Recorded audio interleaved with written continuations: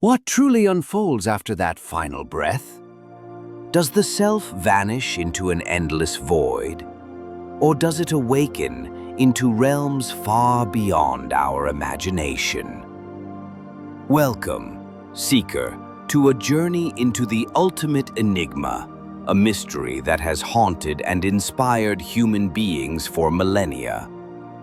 Today, we step into the teachings of one of the most mystical and profound spiritual texts in existence, the Bardo Thodol, known in the West as the Tibetan Book of the Dead.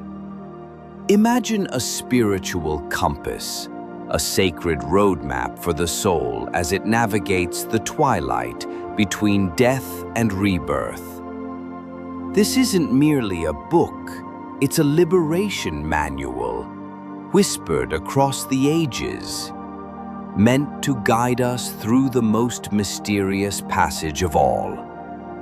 Get ready, because together we are about to cross a threshold, decode its teachings, and perhaps come a little closer to understanding what it truly means to exist.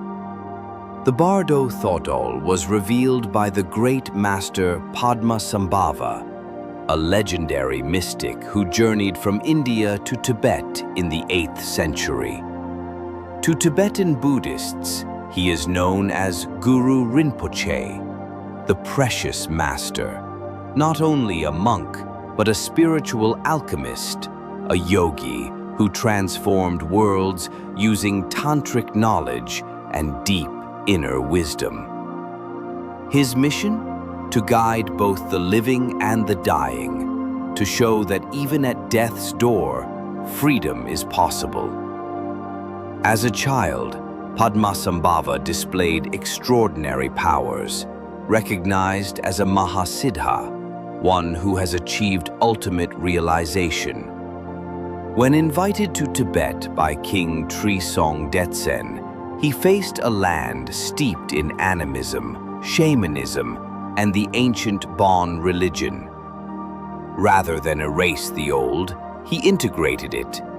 Using ritual, compassion, and esoteric wisdom, he tamed the spirits that resisted change. From this harmony, Tibetan Buddhism as we know it was born. Padmasambhava established Tibet's first monastery at Samye and began sharing revelations on consciousness, death, and the cycle of rebirth. To him, death wasn't an end, but a rare window, a moment when the mind, unshackled from the body, becomes highly receptive. But without preparation, this opportunity is lost. And so he composed the Bardo Thodol, a guide to help souls navigate the afterlife, whether read at the bedside of the dying or studied deeply by the living. Chikai Bardo, the moment of death.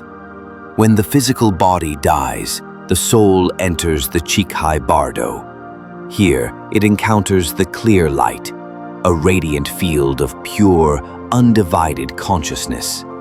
It is infinite, silent, blindingly bright, the true face of the mind, unclouded by ego, fear, or form.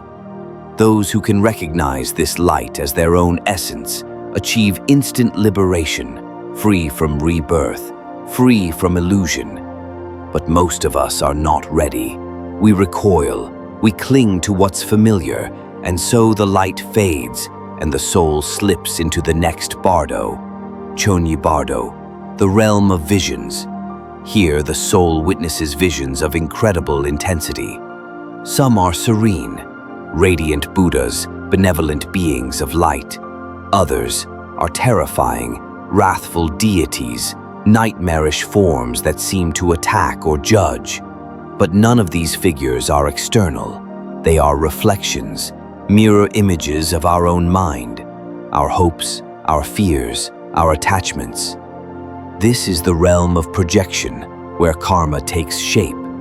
If we can remain aware, we may realize these are illusions, creations of our own psyche, and through this realization, we can still find liberation, but it's not easy.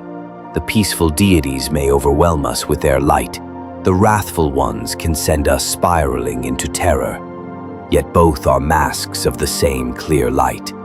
They are tests, revealing what we've yet to face in ourselves. If we meet them with clarity, we dissolve the illusion and wake up. Sidpa Bardo, the pull of rebirth. The final bardo is the Sidpa Bardo, the passage that leads to rebirth.